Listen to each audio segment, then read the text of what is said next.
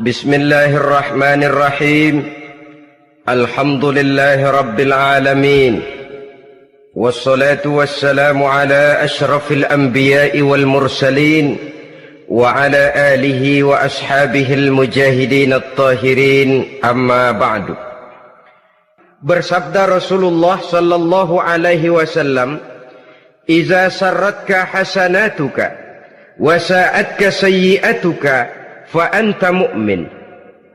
Apabila perbuatanmu yang baik menyebabkan engkau bahagia, apabila perbuatanmu yang baik menyebabkan engkau gembira, dan perbuatanmu yang jahat menyebabkan engkau jadi susah, itulah tanda bahwa di hatimu masih ada iman.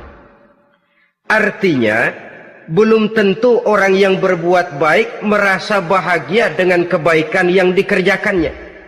Dan tidak selamanya orang yang berbuat jahat sanggup menyesali perbuatan jahatnya. Oleh karenanya, apabila iman masih ada, apabila hati masih hidup, perbuatan yang baik menyebabkan orang gembira, perbuatan yang jahat menyebabkan orang susah dan gelisah hatinya. Ini mengandung pelajaran. Sekali kita berbuat baik, jangan sekali-kali menyesali kebaikan itu. Sebaliknya, satu kali kita melakukan kesalahan, hendaknya selalu menyesalinya. Kadang-kadang dalam kehidupan, karena orang tempat kita berbuat baik itu rupanya membalas air susu dengan air tuba, kita lalu menyesali kebaikan. Lahirlah kata-kata, "Nyesal saya nolong dia." Ibarat pepatah katanya, nolong anjing kejepit. Waktu kejepit setengah mati kita tolongin, begitu selesai dia dari kejepitnya malah kita digigitnya. Saudara hadirin yang saya muliakan, dalam kehidupan sehari-hari barangkali ini kena filsafat yang disebut dorong mobil mogok. Ketika mobil mogok setengah mati kita dorong, begitu mesin hidup ditinggalkannya kita di belakang. Sesungguhnya perbuatan kita yang baik tidak harus disesali. Karena disesali atau tidak, toh perbuatan itu sudah kita lakukan. Dan penyesalan atas segala kebaikan hanya akan mengurangi nilai pahala kebaikan itu sendiri. Berbahagialah apabila berbuat baik, walaupun orang yang kita melakukan kebaikan membalasnya dengan kejahatan. Menyesalah apabila berbuat kesalahan, apabila melakukan dosa, karena itu pertanda nilai iman yang masih hidup dalam jiwa kita. Saudara-saudara kaum muslimin yang berbahagia, jadi sungguh pun pahala dan dosa sesuatu yang abstrak, efeknya jelas dia mendatangkan kebahagiaan atau membawa kepada kegelisahan batin di dalam kehidupan manusia. Orang di zaman materialis kurang terangsang berbuat pahala dan terdorong melakukan dosa. Kenapa? Karena pahala tidak kelihatan, dosa tidak nampak. Kalau pahala kelihatan, barangkali nggak kuat kita mikul pahala. Kalau dosa benjol, umpama tiap bikin dosa palanya benjol, barangkali sudah nggak karu-karuan kepala kita. Baik pahala, baik dosa, sesuatu yang tidak nampak oleh pandangan mata zahir, tapi yang punya efek dalam kehidupan ini. Orang yang banyak pahalanya dengan orang yang banyak dosanya, kalau dia berjalan barangkali sulit kita membedakan. Tapi efeknya dalam kehidupan ini jelas adanya. Sesuatu yang bernama pahala kita perlukan, karena hidup tidak berhenti hingga di sini. Sesuatu yang bernama dosa harus kita hindarkan, karena ada kelanjutan sesudah hidup yang sekarang ini. Kehidupan dari satu pertanggungan jawab. Itu sebabnya Imam Ghazali dalam bahasa yang indah sekali berpesan, "Jaddidis safinah fa innal bahra amiq wa khuziz zad fa innas safara ba'id."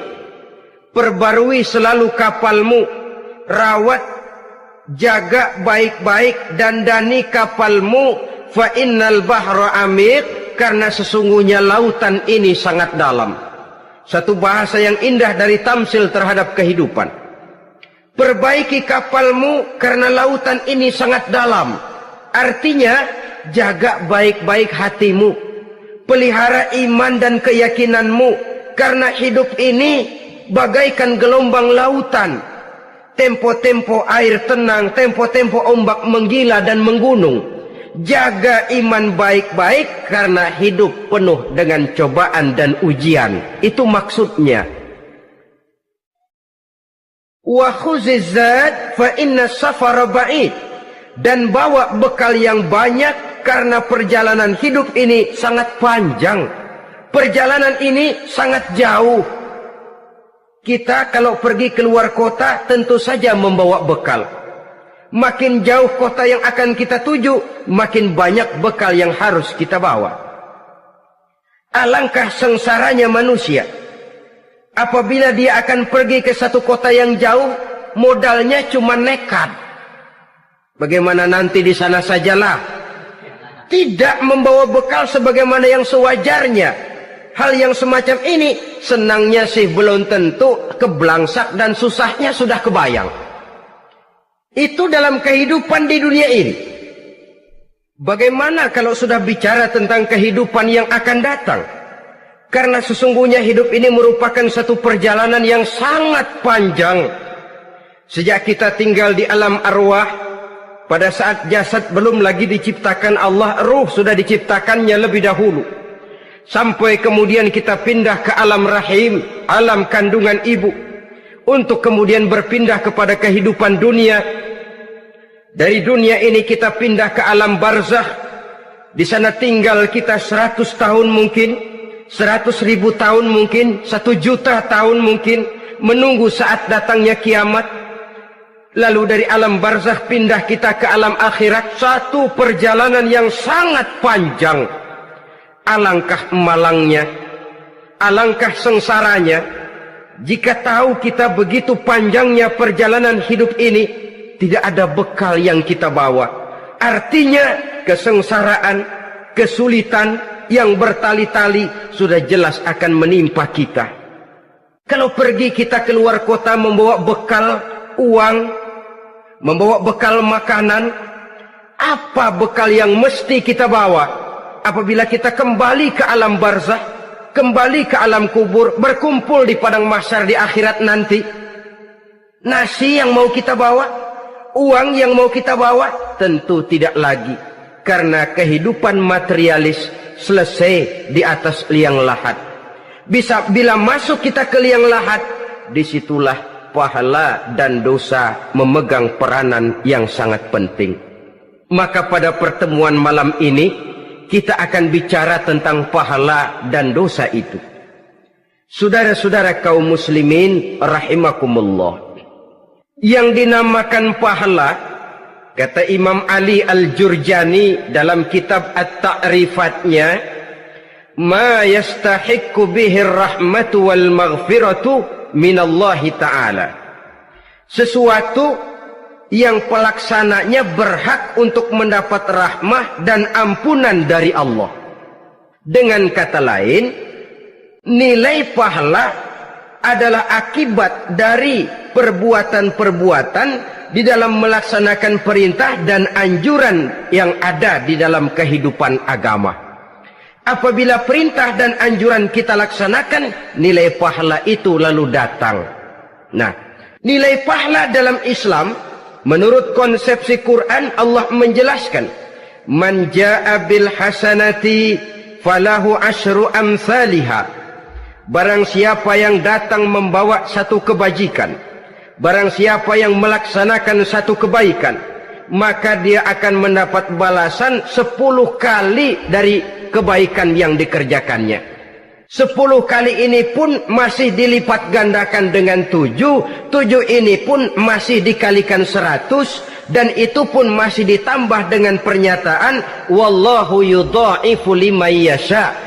Allah masih akan melipat gandakan perbuatan baik seseorang yang dikehendakinya. Itulah nikmatnya dalam Islam. Tetapi sebaliknya, wa man jaa'a bisayyi'ati fala yujza illa mislaha. Barang siapa yang melakukan satu kejahatan, dia tidak akan mendapat balasan kecuali sesuai dengan kejahatan yang dikerjakannya. Alangkah rahman dan rahimnya Allah.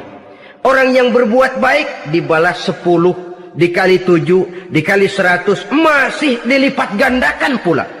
Tapi orang yang berbuat jahat tidak akan mendapat balasan kecuali sesuai dengan kejahatan yang dikerjakannya. Ini kan beda dengan sifat kita manusia. Kita ini kadang-kadang kalau dijitak membalasnya mukul. Tapi kalau orang berbuat baik kepada kita, kita enggan untuk berbuat baik kepada orang tadi.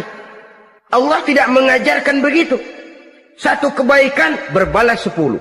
Satu kejahatan berbalas dengan satu kejahatan.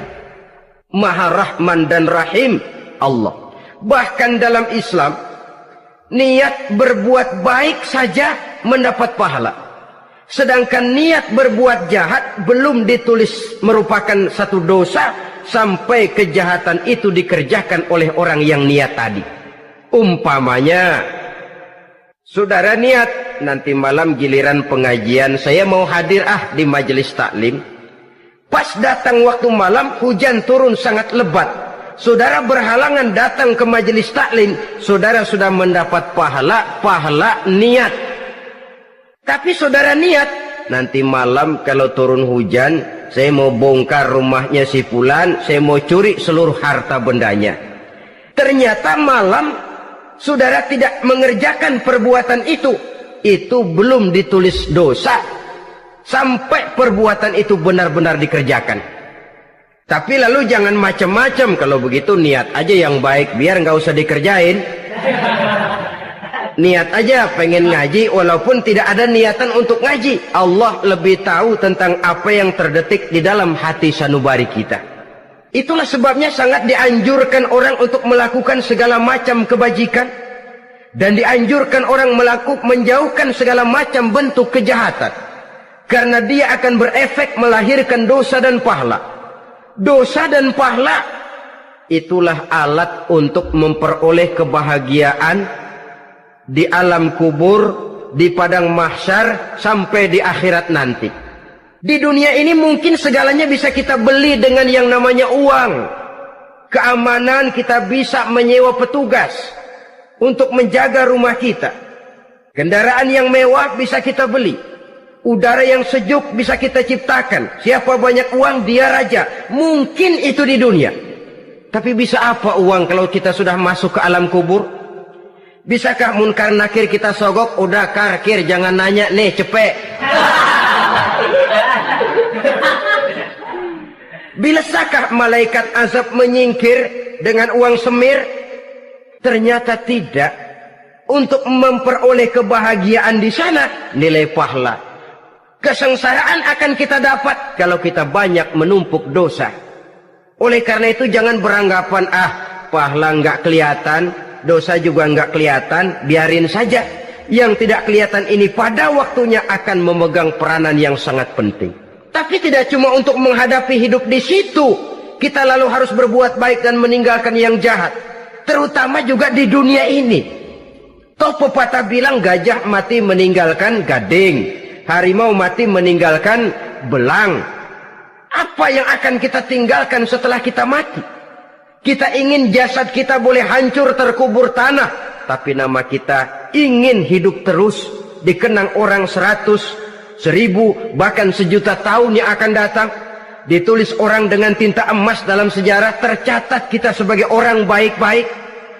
Saudara-saudara kaum muslimin rahimakumullah. Lalu perbuatan apa yang bisa mendatangkan pahala itu? Saudara-saudara, semua perbuatan yang diperintah dan dianjurkan oleh Allah, yang dikerjakan dengan ikhlas hanya untuk mencapai ridho Allah, mendatangkan pahala. Kadang-kadang menurut pendapat kita remeh, tapi nilainya di sisi Allah besar. Itu pahala. Menghitung pahala itu hak prerogatif Allah. Perbuatan yang ringan Allah mau berikan ganjaran yang besar, itu urusan Allah. Misalnya, kata Nabi, la tahkiranna minal ma'rufi syai'an. Jangan kamu menganggap remeh perbuatan baik walaupun kecil. Jangan merasa sulit melakukan perbuatan yang mengandung pahala. Bertemu dengan teman, muka kita cerah, berpahala. Menyingkirkan duri di jalanan, berpahala. Menolong orang yang sesat, Memberitahu orang yang bertanya berpahala. Tidak sulit kalau kita mau. Yang diperintah dan dianjurkan oleh agama itu perbuatan yang mengandung nilai-nilai pahala. Masalahnya cuma tinggal mau atau tidak dan dikerjakan dengan ikhlas. Bertemu teman mukanya cerah, pahala. Menyingkirkan duri di jalanan, pahala. Sedekah, pahala. Tidak berupa perbuatan, bisa berupa ucapan. Misalnya bersolawat, pahala. Bertasbih dan bertahmid, pahala. Kata Nabi, kalimatani khafifatani 'alal lisan, saqilatani fil mizan. Ada dua kalimat yang enteng di lidah tapi berat di timbangan akhirat nanti. Apa itu? Subhanallah walhamdulillah. Itu kan amalan yang ringan, perbuatan yang mudah saja, tapi nilainya demikian besar dalam pandangan Allah. Jadi pendeknya, perbuatan yang bernilai pahala adalah perintah dan anjuran agama yang dilaksanakan dengan ikhlas semata-mata untuk mencapai ridho Allah, itu mengandung pahala. Niat dasarnya itu harus karena Allah. Landasannya harus karena ikhlas. Bukan cuma sekedar basa-basi. Tidak karena ingin dipuji orang. Tidak karena mengharap tanda jasa. Tapi ikhlas semata-mata. Dari perbuatan yang paling kecil dan mudah sekali sampai kepada amalan-amalan yang besar dan memerlukan biaya yang besar. Seperti melaksanakan ibadah haji. Seperti jihad fi sabilillah, membangun masjid, membangun pondok-pondok pesantren, membangun pusat-pusat kesehatan, membangun jalan-jalan umum, termasuk menjaga keamanan. Jangan dikira loh, siskamling umpamanya, menjaga keamanan kampung tidak berpahala. Kalau diniatkan ibadah, menjaga ketenangan warga supaya mereka tekun ibadah, ikhlas karena Allah, itu juga bernilai ibadah.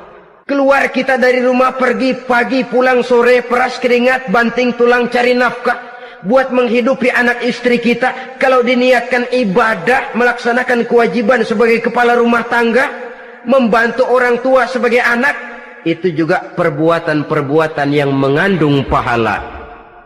Yang terbaik sesuai dengan bidang kehidupan kita. Ada orang yang dinamakan abid, ahli ibadah. Pahala yang paling baik bagi dia, banyak-banyak tahajud, sembahyang malam, wirid, zikir, tasbih. Ada yang dinamakan orang alim.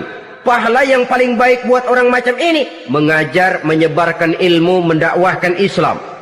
Ada yang disebut wali, pejabat pemerintah, petugas. Amalan pahala yang paling baik buat orang semacam ini, melayani masyarakat, bekerja di bidangnya sesuai dengan profesinya.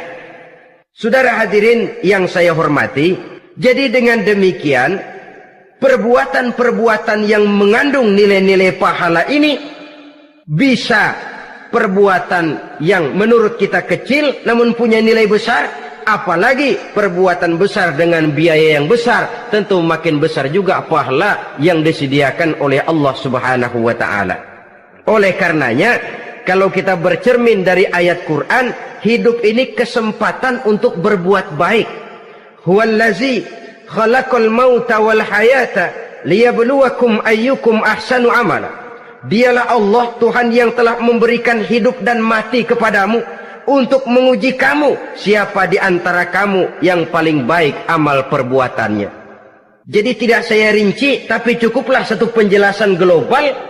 Perbuatan yang berpahala adalah perbuatan melaksanakan perintah Allah atau anjuran Allah dengan dasar ikhlas, dengan tujuan untuk mencapai ridho Allah semata-mata.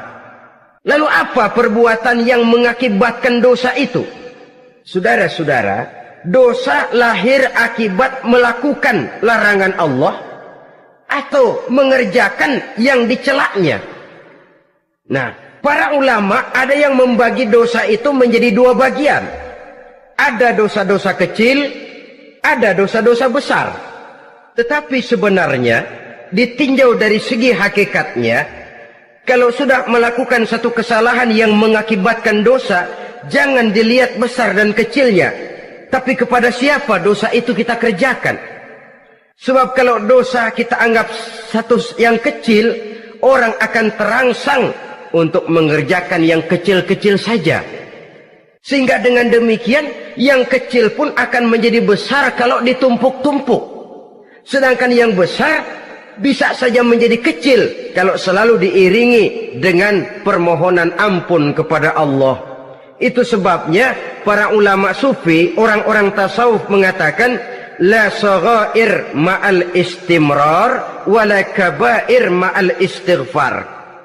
Tidak ada dosa yang kecil kalau dikerjakan terus-menerus, dan tidak ada dosa yang besar kalau digempur tiap saat dengan perbuatan istighfar atau memohon ampun kepada Allah Subhanahu wa taala.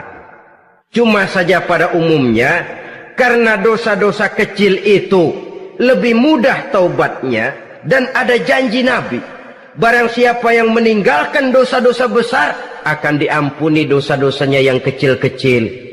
Oleh karena itu, pada kesempatan ini kita akan juga bicarakan apa saja yang termasuk klasifikasi dosa-dosa besar, dengan harapan kita bisa menjaga diri, menyelamatkan diri, jangan sampai terjatuh ke dalam dosa-dosa yang besar tadi. Tetapi bukan berarti kita harus terangsang melakukan dosa-dosa yang kecil. Ah, biarin kecil ini, tobatnya gampang. Ah, dosa kelas teri. Ah, dosa itu kan tidak kelihatan. Lalu terangsang melakukan perbuatan dosa-dosa walaupun kecil, kalau berlarut terus-menerus dia akan tumbuh menjadi dosa yang besar. Oleh karenanya jangan sampai mengundang pengertian kalau kita membicarakan dosa-dosa yang besar lalu terangsang melakukan dosa-dosa yang kecil, karena bagaimanapun juga dosa kecil dan dosa besar sama dalam arti kepada Allah kita melakukan kesalahan. Dan dosa yang kecil pun kalau bertumpuk, dia akan menjadi banyak. Saudara-saudara kaum muslimin rahimakumullah, ada beberapa jenis dosa-dosa besar. Jenis yang pertama, asyirku billah, syirik atau menyekutukan Allah. Dari sekian deretan dosa-dosa besar, syirik ini merupakan bapak moyangnya dosa. Dedengkotnya dosa itu syirik, menyekutukan Allah. Bahkan dosa yang lain Allah masih mau mengampuni, tapi kalau sudah syirik, menyekutukan Allah, itu sudah satu dosa yang tidak berampun sama sekali. Oleh karena itu tepat pesan Imam Ghazali tadi, jadi di safinah fa innal bahra amik, jaga iman, pelihara akidah, dandani kapal, karena hidup ini gelombang lautan sangat dalam, hidup banyak cobaan. Di dalam hidup di zaman sekarang ini, saudara bisa perhatikan, di mana tensi ekonomi tinggi, lapangan kerja sulit, persaingan hidup makin tajam, sifat egois dan individualis tumbuh di mana-mana, rasa solidaritas sosial menurun, sifat gotong royong musnah. Orang mudah potong kompas, potong jalan. Ingin cepat kaya, ingin cepat naik pangkat, ingin dapat kedudukan. Kadang-kadang akidah pun terjual, akidah pun musnah, jatuh ke jurang syirik pun tidak jadi soal. Itu yang kita khawatirkan. Kalau dosa-dosa yang lain Allah masih mau mengampuni, tapi kalau sudah jatuh kepada syirik, Allah sama sekali tidak akan memberikan ampun. Dalam kaitan dengan ini barangkali tepat sinyalemen Imam Ali itu. Andai kata kemiskinan merupakan satu kepribadian, saya akan membunuhnya lebih dahulu. Artinya memang kemiskinan ini sering mendorong orang kepada jurang kemusyrikan. Tidak tahan menghadapi godaan perut akibat tensi ekonomi yang tinggi, lapangan kerja yang sulit. Iman pun jadilah ditukar dengan 3 liter beras. Akidah pun jadilah dibarter dengan 3 bungkus supermi, dengan pakaian bekas, dengan obat-obatan. Tidak jadi soal baginya mengejar kebahagiaan yang relatif singkat dengan mengorbankan kebahagiaan yang abadi. Persis ibarat pepatah, nyari jarum kampak hilang. Mencari sesuatu yang kecil, yang besar jadi sia-sia. Membela perut, mengorbankan akidah. Na'udzubillah summa na'udzubillah. Saudara-saudara kaum muslimin rahimakumullah. Ini fakta. Ini kenyataan. Dan hal semacam ini tidak bisa diatasi cuma dengan ceramah, simposium, diskusi, seminar. Apalagi Nabi berpesan, solahu ummati bil ilmi wal mal. Umatku hanya bisa menjadi baik akidahnya dengan ilmu dan harta. Itu bahasa Nabi. Kalau bahasa kita sekarang, dengan ekonomi dan pendidikan. Ilmu, pendidikan, ekonomi, harta. Tanpa itu sangat besar kemungkinan kita bisa menjual akidah terjerumus di lembah kemusyrikan. Maka terutama kepada saudara-saudara saya, muslimin yang terpencil jauh dari kota-kota besar, yang kadang dalam kehidupan seharinya imannya sering digoda oleh supermi, akidahnya sering ditantang oleh pembagian beras, pakaian-pakaian bekas, obat-obatan dan sebagainya. Jaga dan bentengi akidah kita. Lebih baik nyawa berpisah dari badan, asal iman jangan berpisah dari hati. Kepada adik-adik saya para remaja, para pemuda di kota-kota besar, yang iman dan akidahnya sering ditantang dengan minuman-minuman keras, fasilitas-fasilitas yang menghanyutkan, yang secara terarah dan praktis sedikit demi sedikit menggiring kita untuk keluar dari nilai-nilai akidah. Hati-hati, jaga baik-baik, sebab intan paling mahal, mutiara paling berharga, tidak lain nilai iman ini. Tergelincir kita daripadanya, jatuh ke lembah kemusyrikan, jatuh ke satu dosa yang teramat besar, yang Allah tidak akan pernah memberikan ampun lagi. Ini dosa besar yang pertama. Yang kedua, qatlun nafsi illa bilhaq, membunuh orang tanpa alasan yang benar. Di zaman kesulitan ekonomi kadang-kadang orang mudah nekat. Tengok saja, kadang-kadang karena pasal uang 100-200 perak saja nyawa bisa melayang. Kadang-kadang karena urusan yang remeh, salah omong, salah ambil, salah ucap, salah pegang, nyawa bisa jadi melayang. Alangkah murahnya nyawa, seakan-akan kita yang punya. Padahal nyawa itu hak milik Allah. Tidak pantas kita merampasnya, tidak pantas kita menghilangkannya dari jasad seseorang. Oleh karenanya, membunuh orang merupakan satu dosa yang sangat besar. Jangankan kepada orang yang seakidah, orang yang lain akidah saja pun, kalau dia hidup berdamai, rukun, berdampingan, kita harus melindungi. Apatah lagi teman seakidah sendiri. Saudara-saudara kaum muslimin rahimakumullah. Pantas kalau Nabi menyatakan, apabila dua orang Islam sudah saling berkelahi, berbunuh-bunuhan, al-qatil wal maqtul finnar, yang membunuh dan yang dibunuh dua-duanya sama-sama masuk neraka. Sahabat heran, ya Rasul, kalau yang membunuh masuk neraka sih wajar, tapi yang terbunuh kok neraka juga, kenapa? Kata Rasul, sebenarnya dia juga cuma sudah niat untuk membunuh, cuma keduluan saja. Andai kata dia tidak terbunuh, tentu dia yang akan membunuh. Saudara-saudara kaum muslimin rahimakumullah, Islam sesuai dengan namanya adalah agama damai. Kita tidak boleh mencari-cari musuh, walaupun tidak boleh lari kalau bertemu musuh. Oleh karenanya, pantang seorang muslim menimbulkan benih keonaran menjadi biang kerok buat lingkungannya. Sesuai dengan namanya, seorang muslim adalah seorang yang dalam hidup senantiasa berusaha menebarkan salam, menebarkan kedamaian, ketenangan dan ketentraman. Dengan prinsip, musuh jangan dicari, bertemu pun jangan lari. Yang ketiga, termasuk dalam kelompok dosa besar ini, syurbul khamr, meminum minuman keras. Termasuk di dalam kata khamr ini ganja, morfin, narkotik. Sebab apa? Jenis minuman semacam itu tidak hanya merusak keadaan sekarang, tapi sekaligus merusak kehidupan yang akan datang. Kalau itu jatuh di tangan generasi muda, artinya kan merusak kehidupan masa depan daripada suatu bangsa. Karena apa? Remaja dan pemuda merupakan bentuk miniatur daripada kehidupan bangsa. Akan bagaimana warna umat Islam di Indonesia.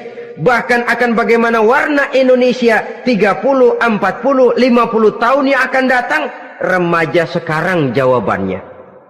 Kalau remaja kita sekarang ini kerjanya cuma bisa nyekek botol,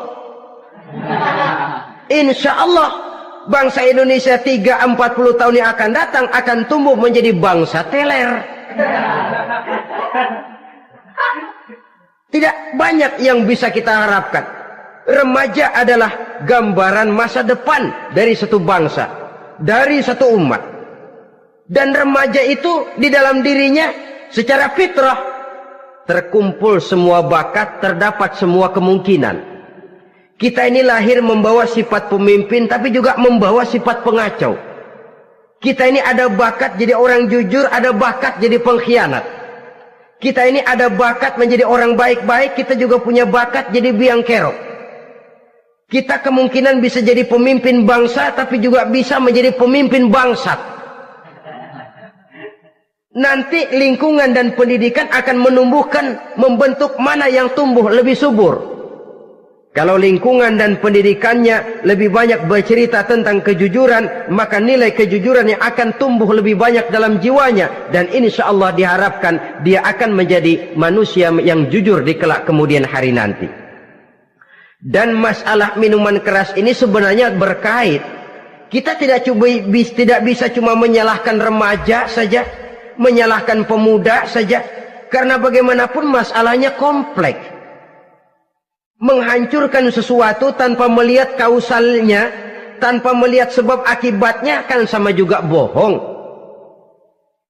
Kemungkinan karena broken home, kemungkinan karena pergaulan, kemungkinan karena kurang perhatian orang tua, kemungkinan karena akibat bacaan, tontonan, atau fasilitas berupa dibukanya pabrik-pabrik minuman keras, dijualnya minuman-minuman keras, di warung-warung yang remang-remang, yang memberikan kenikmatan, kebahagiaan dan kebanggaan tersendiri, sehingga akhirnya orang terangsang untuk datang dan minum di sana. Pada dasarnya memang sepele, cuman minum nggak ngerugiin orang lain kan? Iya, pada waktu minum. Tapi dikala sudah mabuk, out of control, apapun bisa kita lakukan. Yang kita ucapkan kita tidak sadari lagi, yang kita kerjakan tidak kita sadari lagi. Dikala itu segala macam kejahatan bukan sesuatu yang tidak mungkin untuk kita laksanakan. Nggak ngerugiin orang lain, memang pada saat mau minum. Tapi begitu minum, mabuk, kita bisa merugikan orang lain. Setidaknya merugikan diri sendiri. Pertumbuhan IQ menjadi lemah, semangat kehidupan hilang, gairah kerja menurun, kalau tidak ada sama sekali. Lalu apa yang bisa kita lakukan di dalam kehidupan? Dan akan lebih celaka kalau ini menimpa kehidupan generasi muda kita. Kadang-kadang yang ironi ya, kalau yang orang tuanya mampu barangkali masih tertolong, tapi yang orang tuanya kondisi ekonomi lemah masih kepengen teler juga. Orang tuanya nggak mampu masih pengen mabuk. Dari ganja, morfin nggak dapat, akhirnya kaleng cet diisepin. Yang penting kan bisa teler, mendatangkan satu kebahagiaan tersendiri. Itu sebabnya memang satu kejahatan menurut teori polisi ya hanya bisa terjadi karena faktor N dan K, niat dan kesempatan. Niat ada, kesempatan ada, jadi orang jahat.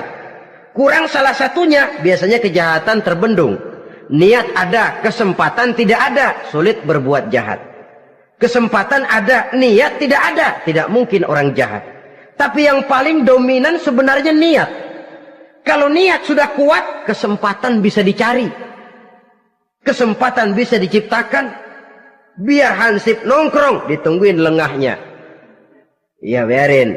Jam 11 sampai jam 2. Matanya melotot. Jam 3 dia mulai ngulet, ngempet. Nah, di saat itu saya masuk ke rumahnya. Kalau niat kuat, kesempatan bisa diciptakan. Dan kalau sudah niat, ini masalah hati. Kalau sudah masalah hati, menyangkut soal moral. Moral artinya sudah masuk kepada kehidupan agama. Saudara-saudara kaum muslimin rahimakumullah. Yang keempat yang termasuk jenis dosa besar, az-zina, perbuatan zina. Di zaman pergaulan bebas dengan prinsip free love, free sex ini, tengok sudah berapa banyak gadis-gadis bergelimpangan jadi korban. Berapa banyak bayi-bayi yang lahir ke dunia tanpa tahu kemana dia mesti memanggil bapak. Apakah deretan jumlah korban ini masih harus bertambah lagi? Paling tidak, biarlah yang sudah jadi korban, tapi jangan bertambah lagi hendaknya. Masing-masing kita berupaya menahan diri. Termasuk dalam kategori zina ini, yang merupakan cabang-cabangnya, liwat, homoseks, lesbian, masturbasi. Bahkan masturbasi itu termasuk jenis zina tangan. Dan itu juga merupakan satu dosa. Di samping dosa juga merusak diri. Karena bagaimanapun juga dia akan mengurangi kemampuan daya pikir seseorang. Maka agama memberikan jalan keluar. Pesan Nabi, ya ma'syara syabab, man istata'a minkumul ba'at falyatazawwaj. Hai para pemuda, kata Nabi, barang siapa di antara kamu yang sudah bisa ba'at, yang sudah mampu ba'at. Ba'at itu artinya memberikan nafkah.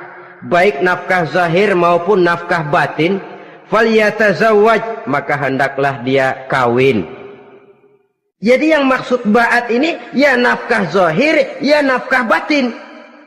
Kita kadang-kadang cuma bisa ngasih nafkah batin saja sudah merasa pokoknya kan saya sanggup untuk kawin, lalu kawin tanpa kehilangan, dengan kehilangan pertimbangan. Saudara-saudara, wa illam yastati', adapun kalau dia belum mampu, fa alaihi bisyam, hendaknya dia banyak puasa. Fa innahu lahu wija, karena puasa itu akan merupakan benteng jangan sampai orang memperturutkan hawa nafsunya. Andai kata puasa belum hobi, banyaklah olahraga para pemuda, para remaja. Karena dengan olahraga, pemikiran untuk memperturutkan hawa nafsu agak sedikit terkendali dan energi tersalurkan dalam bentuk yang positif. Pendeknya kreatif, banyak kegiatan. Ini pesan Imam Syafi'i tepat itu. Kata beliau, inni ra'aitu wuqufal ma'i yufsiduh in sala taba wa illam yajri lam yatib.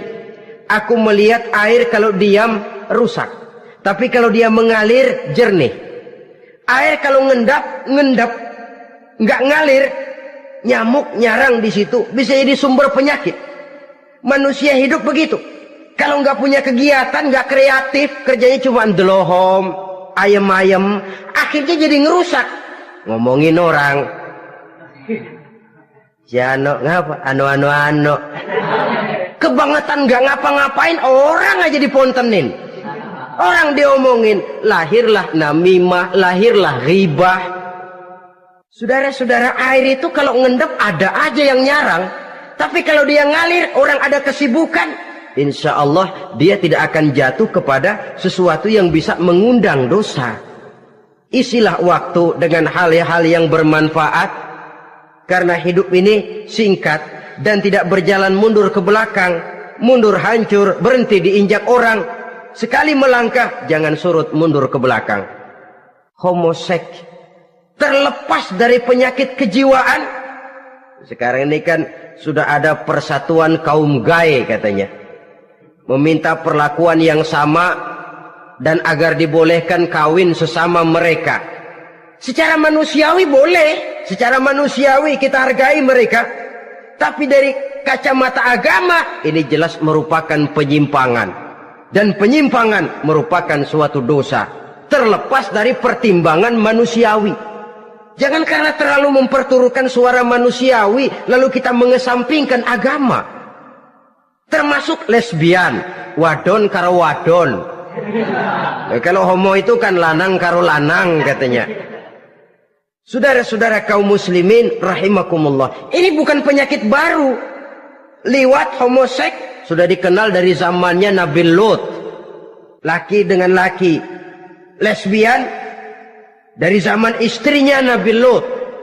Terlepas dari penyakit kejiwaan, dari segi agama ini merupakan penyimpangan dan merupakan dosa yang besar. Yang kelima, yang termasuk jajaran dosa kelas kakap, qazful mu'minina wal mu'minat, menuduh orang mukmin yang baik-baik, laki atau perempuan, melakukan perbuatan zina sehingga hancur namanya di masyarakat. Ini merupakan satu perbuatan dosa yang sangat besar dan sangat dimurkai oleh Allah.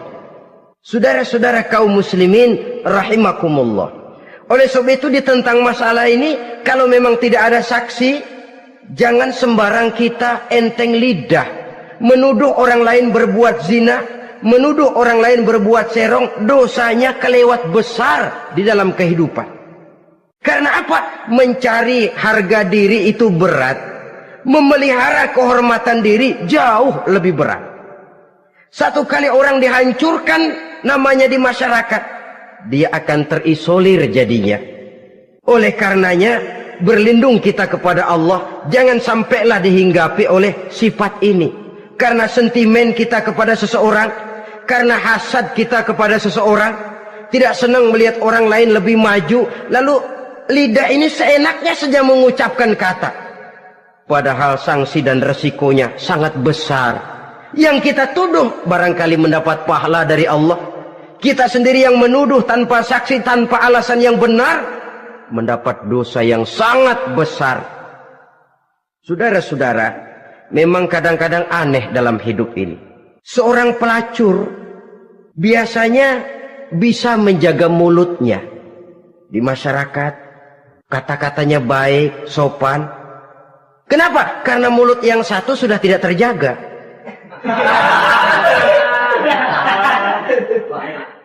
Kita kadang-kadang kehormatan bisa kita jaga, tapi mulut tidak terkontrol.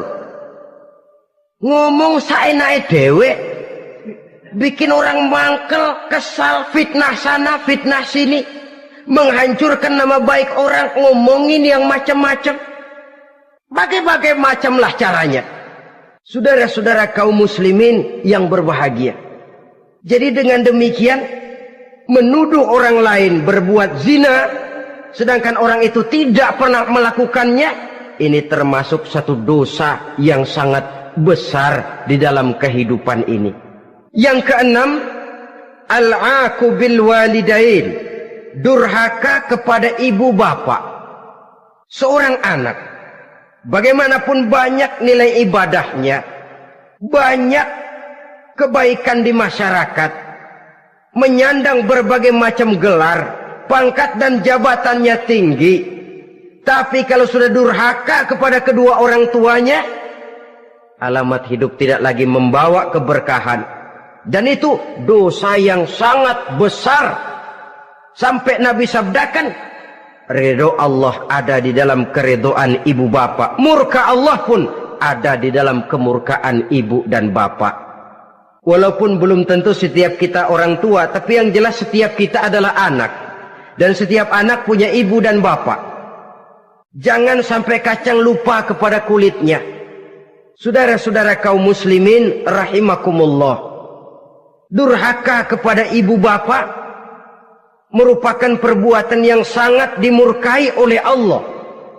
Apalagi ibu yang telah melahirkan kita, bahkan mengandung kita.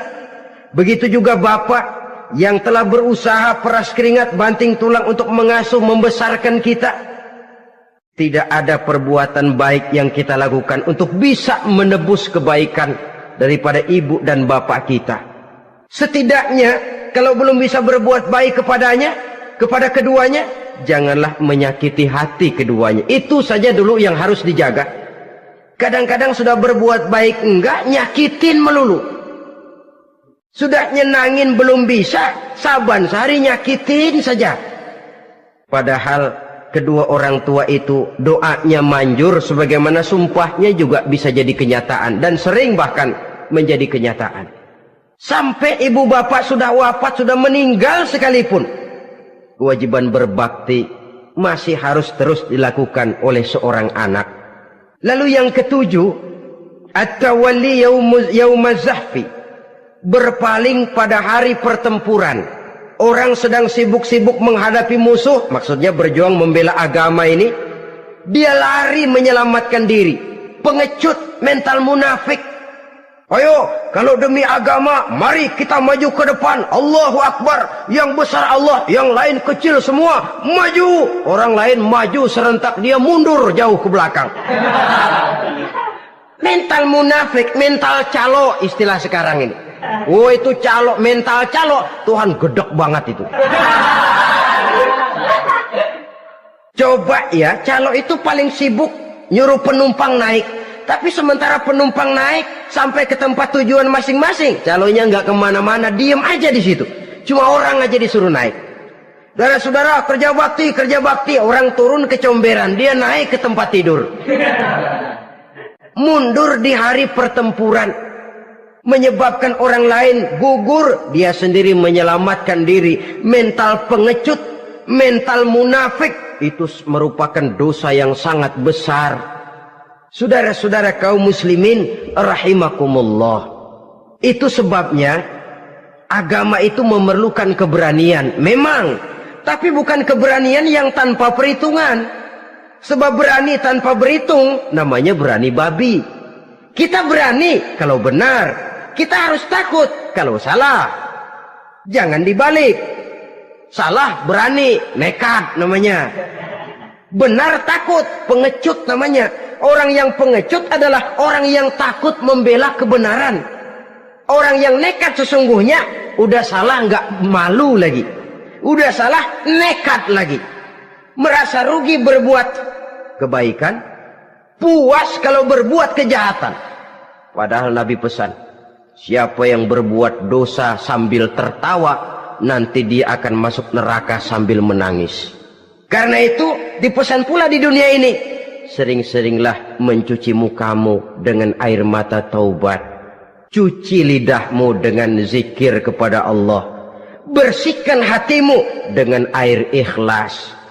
Saudara-saudara kaum muslimin rahimakumullah. Kan ada toh orang berbuat baik nggak gembira, tapi berbuat jahat malah puas.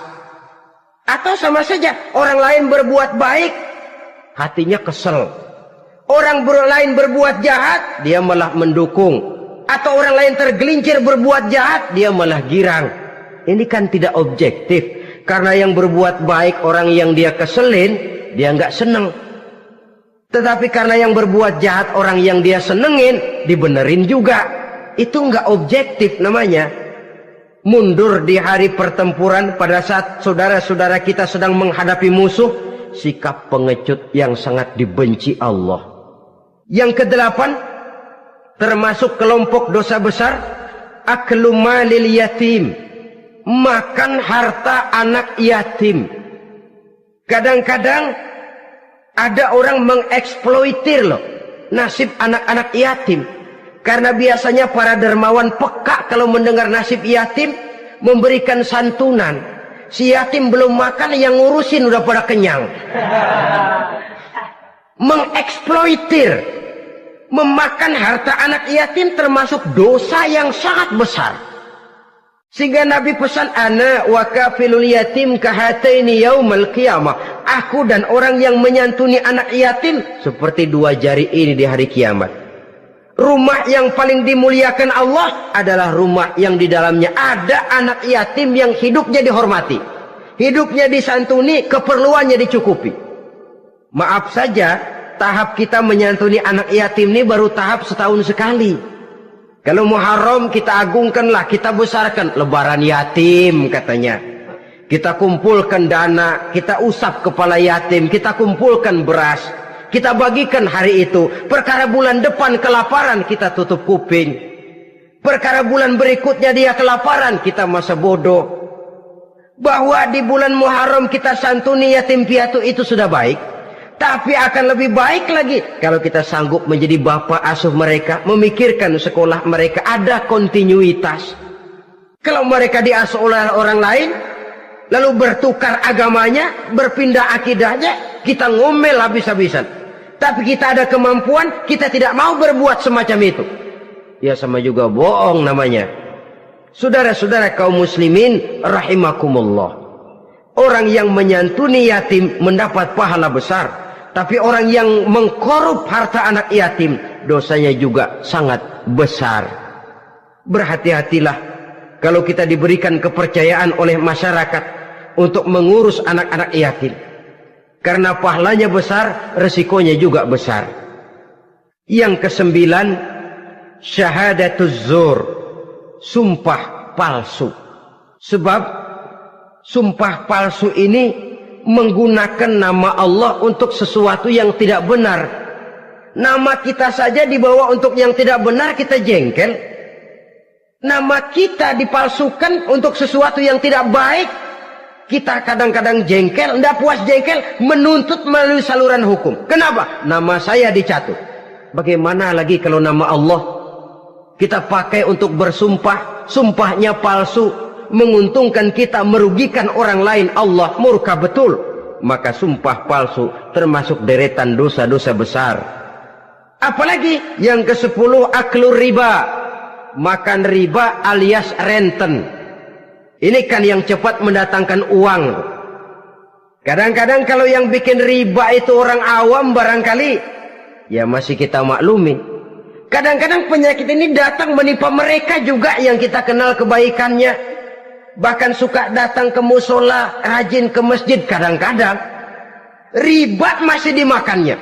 Karena cara cari duit paling enak. Duit utuh, tambahnya terus masuk.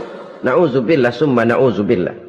Itu yang diibaratkan dalam perjalanan Mi'raj. Waktu Nabi diperlihatkan neraka. Orang perutnya sebesar rumah, dililit ular. Diseret-seret itu hancur perutnya, dibulatkan lagi, diseret lagi, hancur lagi, dibulatkan lagi, terus menerus begitu. Dia berteriak, mengerang, mengeluh, mengaduh kesakitan. Nabi tanya, itu apa Jibril? Itu contoh dari umatmu yang suka makan riba Muhammad. Makan renten. Saudara-saudara, ini kan mencekik leher orang. Orang sedang kesulitan. Kelihatannya sih baik, menolong. Tapi di belakang menolong itu nyekek. Di belakang nolong itu nyekek. Dan nyekek itu sebenarnya tujuan utamanya. Orang yang menjalankan riba pada dasarnya tidak punya peri kemanusiaan kok. Kalau dia kelihatannya mau menolong, kelihatannya motifnya mencari untung di belakang itu. Jauh dari kemanusiaan. Yang ke-11, saudara-saudara, termasuk jajaran dosa besar itu qat'ur rahim, memutuskan silaturahmi. Marah, hobi sama marah. Kalau 3 hari nggak marahan sama orang, ngebet palanya. Selalu nyari gara-gara. Kalau udah marah berlaku perpanjangan waktu. Tahun, 2 tahun, kadang-kadang seumur hidup. Saudara hadirin yang saya muliakan. Apalagi mengurangi timbangan termasuk kelas dosa besar. Makan suap termasuk dosa besar. Semir menyemir dosa besar. Apalagi bunuh diri. Nah ini, bunuh diri dosa besar. Kadang-kadang karena sulit nekat, daripada hidup susah mendingan mati sekali-kali. Apa dikira kalau mati urusan selesai? Belum. Termasuk memotong anggota badan sendiri, dosa besar. Kayak belum lama ada kesulitan ekonomi, mau lebaran, alat vitalnya dipotong. Berita-berita koran, itu pun dosa besar. Nah kan badan saya sendiri. Ya, badanmu sendiri, tapi yang ciptakan Allah, yang berikan Allah. Kenapa mesti dipotong? Karena kesulitan ekonomi, alat vitalnya sendiri dipotong. Ya namanya alat vital, kalau sudah nggak ada yang vital kan hampa hidup ini. Tapi lalu kehilangan pertimbangan. Saudara-saudara kaum muslimin, karena itu di hadapan segala macam kesulitan, jangan sampai kita kehilangan pertimbangan lalu terjatuh ke dalam dosa-dosa besar ini. Mudah-mudahan Allah selamatkan kita dari segala macam bentuk dosa besar, sehingga diampuni segala dosa yang kecil, dan digerakkannya kita untuk hidup melakukan kebaikan yang membawa pahala yang sebesar-besarnya. Ini sajalah pertemuan kita saat ini. Terima kasih atas segala perhatian. Mohon maaf atas segala kekurangan. Wassalamualaikum warahmatullahi wabarakatuh.